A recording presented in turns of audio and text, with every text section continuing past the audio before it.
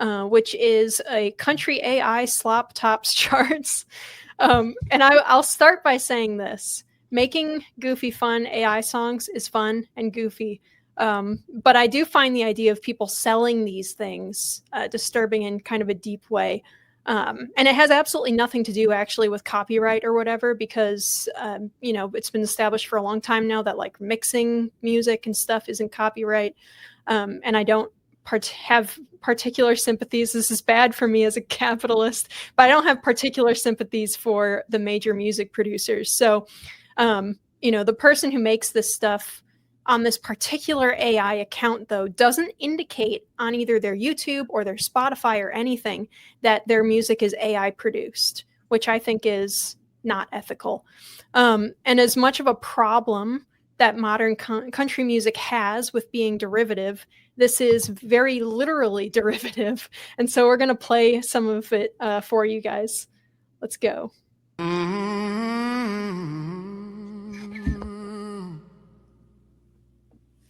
Been beat down, but I don't stay low. Got mud on my jeans, still ready to go.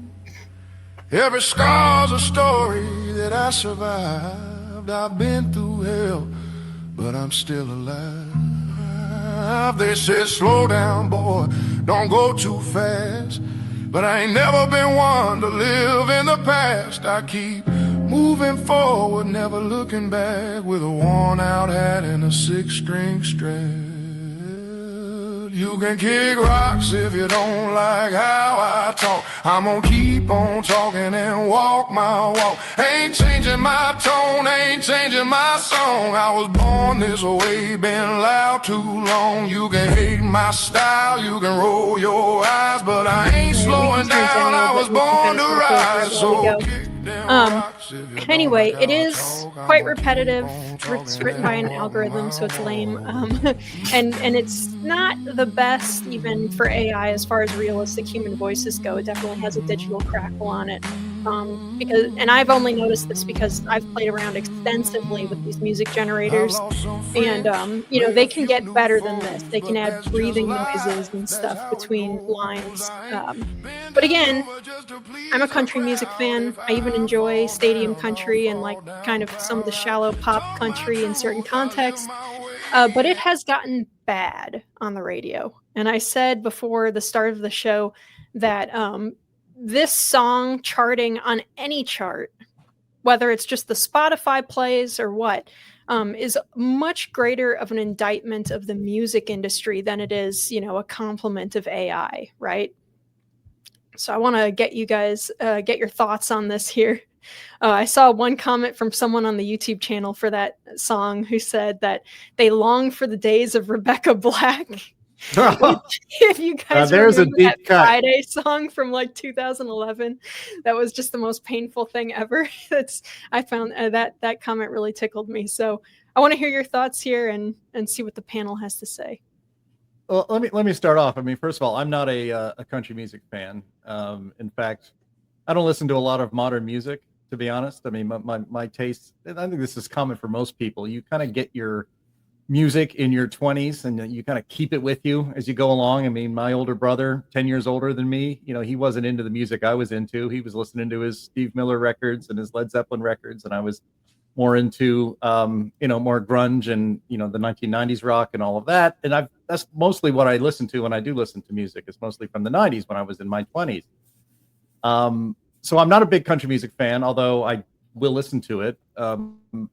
I was never a country music fan. And then one time I had a business trip to Nashville and I went to a real honky tonk with some people. And man, I even bought a CD on my way out from a band called the Chimeras.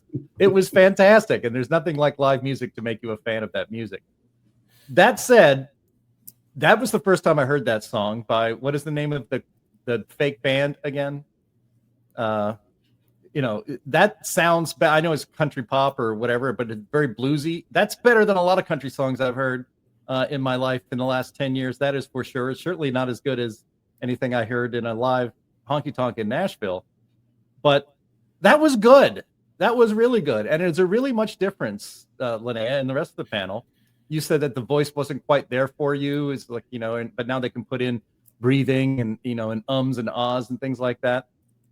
That's better than auto-tune, which is what you get for most modern artists today anyway. And really, what's really the difference between, an artist who is auto-tuned, starting with Cher in that, oh my God, I just put the song in my head, I won't be able to get it out. Believe, that song, probably the biggest auto-tuned hit of all time. It was auto-tuned to the inch of its life, and it was a #1 song for Cher back in the late 80s or early 90s. I mean, what really is the difference between using a computer to auto-tune? I mean, I know there's a big difference, but as far as the finished product is concerned, to me, that sounds better than a lot of modern human artists who are auto-tuned. And either the music's good or it isn't. And obviously the music is popular because it's the #1 country song in America right now. And that's pretty amazing considering 6 months ago, we would not have had this conversation because it would have seemed utterly impossible for this to happen. And here it is. I think that it is. Jim makes an important point, which is that cut it out, stupid phone. Jim makes an important point, which is that the music industry has kind of corrupted modern music, and in terms of in trying so hard to be efficient and to make the most amount of money possible, which is their job. I get that, but you don't make money long term by corrupting the product that you're selling. And I think that's what's happened here, is that the music industry has cheapened everything, and they have made it also vulgar in the sense of the Latin word common. They've made it also common and so ordinary and kind of lame that any kind of thing now can just come and advance along with it. The industry, as I say, has really corrupted itself, and these are actually self-correcting processes that people will turn away from this kind of music, as they have. They're actually listening to computer-made music, which is ludicrous, and so they will turn away from this, and they will start to move toward better things. And I think over time things will get better again. Yeah, sorry, Chris, go ahead. No. Well, I mean, I kind of slightly disagree with Sam that this is like a fad. I think this is definitely here to stay. I personally don't like it. I am an old school traditionalist. I think the reason why I like certain music is because of the person's voice and the unique sound that they bring. I've always been a fan of Guns N' Roses. Axl Rose has a unique voice, for example. That's what makes me like that kind of music. So, I mean, I understand that young people are probably going to be all over this stuff, and they can have, infinite number of songs that they can probably create on their own in the future. But to me, it's just, I don't know, it just doesn't appeal to me. Do you remember when we had to wait for like a CD to come out or an album to come out? I think about great songs. Jim said that he loved the, 90s, 80s rock music and stuff. And I was just thinking about like Paint It Black or Paranoid or something. And it's crazy how complex and good that music was. And so I guess my question is this fad, even if it's not a fad, if it's here to stay, going to spur the music industry into boosting, real modern creatives, or are they just going to double down on all the focus group stuff that's been killing the industry? I don't know. It might really bifurcate the industry and have a certain segment of people who totally reject the AI created music, and then those who completely enjoy it. Once again, I think music. The reason why I do like certain songs and certain melodies and all that is because first of all, it's made by humans, and it's produced by them, and it has their feelings, it has their heart in it. I don't get that when I hear an AI song. It's generic. It doesn't have that special quality to me, and it's perfect. And one of the reasons why I like certain songs is because they're not perfect. And this is something that obviously with auto tunes and all that has changed the game. But some of the classic songs, whether it's going back to the 60s, the Beatles, all the way 70s, 80s, 90s, before all the computer effects started really changing the music scene, that's what made music special in my mind, at least. We should also remember that every new genre or new type of music always comes up against resistance from the establishment, going all the way back to the birth of rock and roll. You could go back farther than that.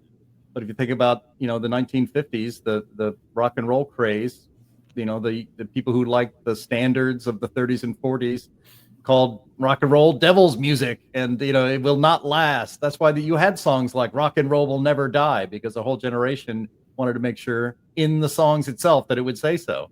And then you go into the dawn of electronic music, bands like avant-garde, basically performance artists like Devo, and even the rise of rap music was called "That's Not Real Music," and then 10 years later you have rock and rap mixing together with "Walk This Way" with Aerosmith and Run DMC, and then that progresses into the 90s of bands like Limp Bizkit and Korn that are completely smashing rap and rock together. I think you should think about this really not too much different from that. If you were not told that song was made by AI, that a human being did not create that song, most people would not be able to tell, period. The only reason is because it is stated as such. A lot of people that watch this show also probably watch Joe Rogan. He has been raving about this one song that he keeps playing in the green room at his comedy club, the Mothership, and he plays it for guests who've come on his show over the last few weeks. And I think it's a kind of a bluesy, earthy, guttural version of a 50 Cent song. And he plays it for people. He played it, the first time I heard it, he played it and he did not say that it was AI. He said, "This is a song I'm really listening to. Can you believe this?" And I was like, man, that is awesome. I cannot believe that guy's voice. It has so much soul and pain in it. And it was AI. And his last episode, or a couple episodes ago, was with Brett Weinstein. They were on talking for 3 hours, and they talked for probably 30 minutes about AI music. And Brett Weinstein was like, people are going to want music eventually again from human beings. And yes, if you go see a live show, you don't really want to go see a live AI. I imagine there's some way you could probably pull that off, but it's not going to be the same thing as going to see. I mean, hell, I think Paul McCartney played in Pittsburgh the other day and was another big sold out show. And the guy's, I don't know, almost 80. And so people are going to want to see human beings. Live music will still need live human beings to do them. But the idea that people are going to turn away from AI after the quote unquote fad is over, I think there's a little naivete in that, because if the music is appealing to people and it's good, they will listen to it. And Joe Rogan, he's been in the entertainment business his whole life. He's like, this is good, man. And I don't care who made it. If I like the song, I like the song. And that's what you're going to be getting from most Americans, most people around the world, I think. This is kind of interesting because I listen to all kinds of music. And one of my favorite type of music is the Baroque era, the early 1700s and late 1600s. And often, sometimes I'll be on Spotify and it'll recommend a song, and it's by a composer, Blamiani. It's like, who the heck is Blamiani? I've never heard of him. I'll bet that's AI. And then I go to Wikipedia or something even better like Britannica, and I'll look up Blamiani, and there he is. He's a 17th century composer that we only now rediscovered. So I think that's really fascinating. But then again, I also like the 20s and 30s jazz, and I love Django Reinhardt. Who doesn't love Django Reinhardt? Come on. So and I'm listening to Django Reinhardt, and I look, and there's a recommendation from Spotify again we're doing a lot of advertising for Spotify today. I can't help it. We got to do more advertising for pajamas, is in my view. But I'm looking at the ad there on Spotify, and it says, if you like Django Reinhardt, you'll like this. And it was like the Coffee Club or something. And I look at it, that I can't find. So I went online and I'm looking, what's the Coffee Club? And it's like, we have no idea. Even, Google and all those other search engines, which I'm now selling as well, apparently, are all saying, we've never heard of Coffee Club. You're talking about like going and joining a club where you drink coffee? I said, no, it's a band. And they're like, no, there's no such thing. So I turn it on and listen to the Coffee Club, as one does. And it's like, geez, that sounds just like Django Reinhardt. it is so amazing what they can do. And I think that, as I'm doing this, I'm thinking, I would listen to this. If I didn't know it was fake, I'd listen to it. And then it's like, well, why am I not listening to it? So I'm kind of in the Joe Rogan category there. It's like, I guess we should listen to this stuff if it's good, even if it's invented by a computer. Yeah, I think the difference comes in with like Joe Rogan being obsessed with an AI cover of a song that a real person wrote is not the same category as something that, an AI program wrote the lyrics, put the song together, and then the person just like click generate, 3 dozen times until they found one that sounded good. It's not the same thing as like, we have people at the Heartland Institute, one person in particular who may or may not be on this program right now, who's worked on digital music before. And even that, like electronic and digital music takes a huge amount of effort. And, people making specific choices and stuff as to what elements they're mixing in and everything. And I just think that there is something to be said for the human element in art. Even if it's from like a purely mathematical point of view, not different. I think there is actually a difference. But that's just my opinion, and I probably shouldn't have one because I was listening to NSYNC earlier. So that's I don't know. Yeah, I mean, maybe we wrap this up. And like one way to think about it is that this is, we're a free market think tank. This is another level of competition, right? Yeah. It's entered the marketplace. That's obviously what has happened here, and humans can respond to that. They can respond to that by, with their own creativity. So, I want to, before we wrap this up, Donnie Kendall, who is the host of Justin and Donald's Save America on our Stopping Socialism TV channel, which you can find just by searching for Stopping Socialism TV on YouTube. He made a new theme song for their videos that we can play right now. And this is also completely text prompt AI.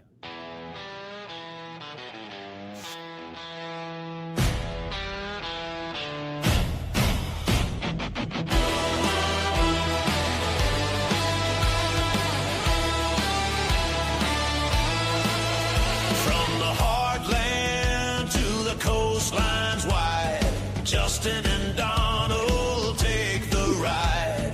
Truth and grit, they won't let slide. Justin and Donald saving the day. America's voice paving the way. Red, white, blue, it's here to